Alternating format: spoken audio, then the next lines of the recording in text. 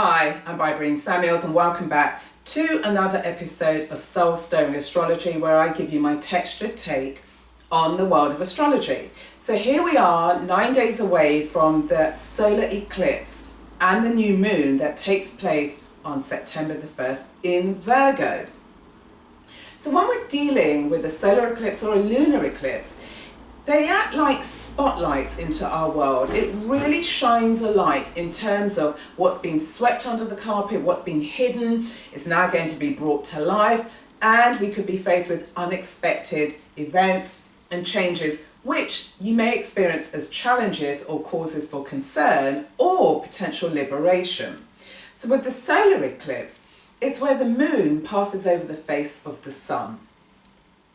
Now it's all taking place within Virgo. So Virgo is a sign of purity, cleanliness, as well as discernment, discrimination, growth, healing, just using the kind of mental faculties, planning, execution. And obviously we've got Mercury, which rules Virgo. So we're bringing in the mental capacity as well as looking at how we can use our mind to really begin challenging and dealing with those issues that have been swept under the carpet, or those issues that may cause some level of turbulence. Now, how you choose to respond to them is going to really have major significance.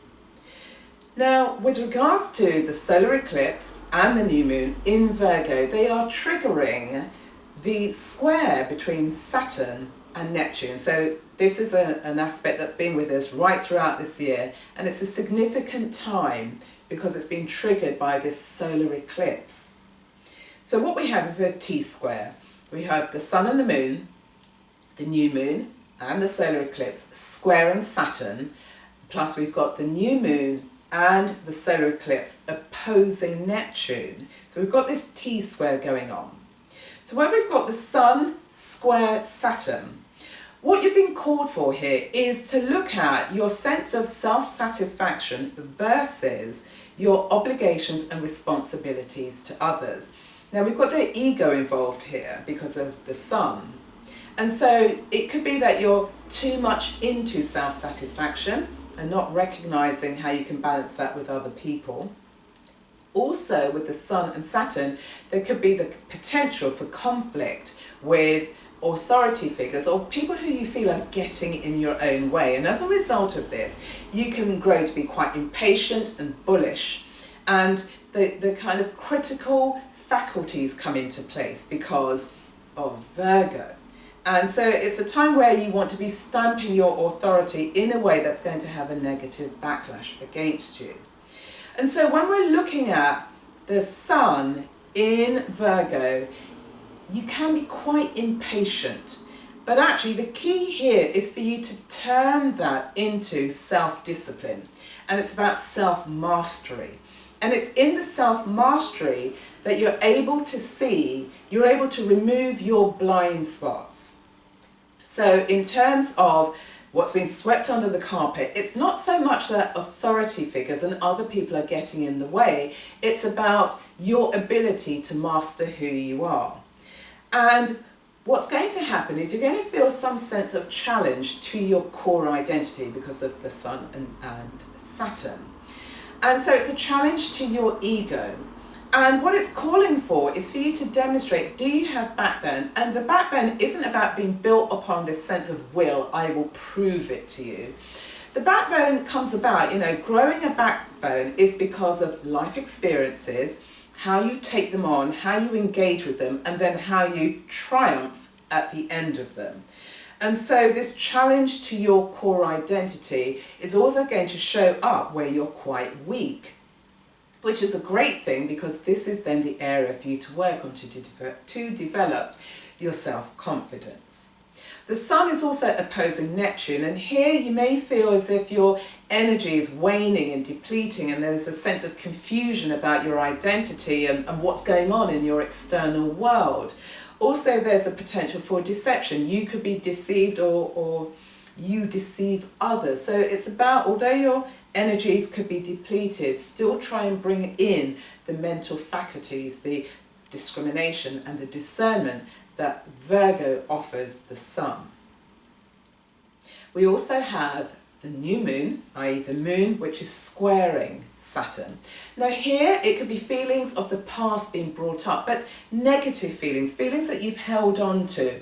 And instead of dealing with the present situation, dealing with things as you meet them in this environment, you're sort of processing everything through your subconscious, and so therefore your responses are based on the subconscious processes as opposed to the conscious reality. And as a result of that, you could become quite moody, feeling quite isolated, and feeling as if people don't get you or they don't understand you. And so what you could do is begin to have a level of miscommunication and then pointing the finger at other people. The square gives you an opportunity to begin to nurture yourself and mother yourself, because we've got the moon in Virgo, and the moon in Virgo is an indication of where you can do your own sense of self-healing. The sense of miscommunication is also triggered again because we've got the moon opposing Neptune. And here it's this sort of aggravation, this sense of disillusionment about your feelings and emotions for other people, and so therefore you get into this dialogue or this miscommunication, and then you retreat into your own private world, sulking. But actually the opportunity here is for you to assert yourself, to express who you are, not to shrink away from the realities of life, and to avoid, drinking or excessively drink and drugs or sexual activity that forms escapism from the world.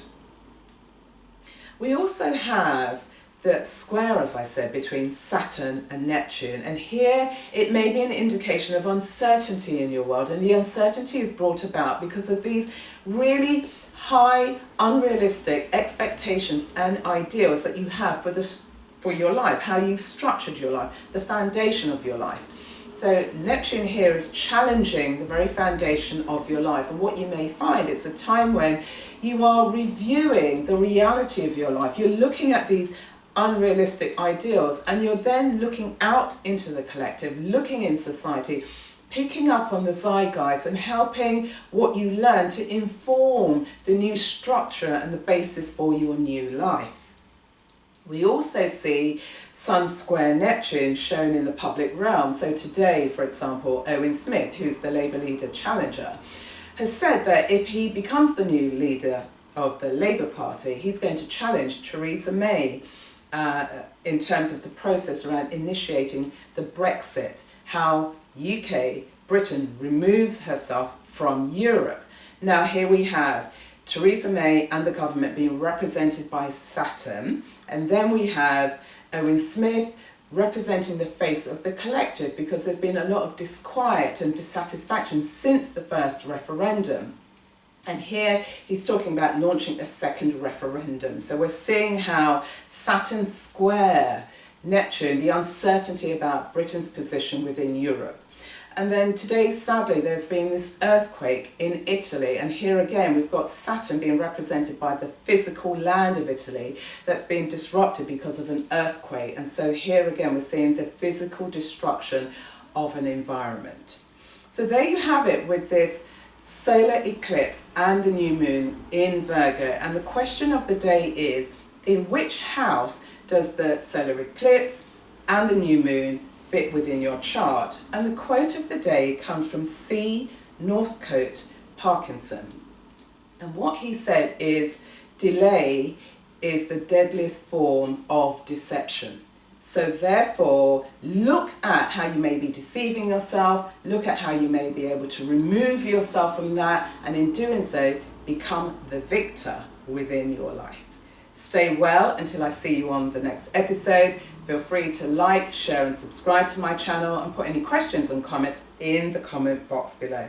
Stay well.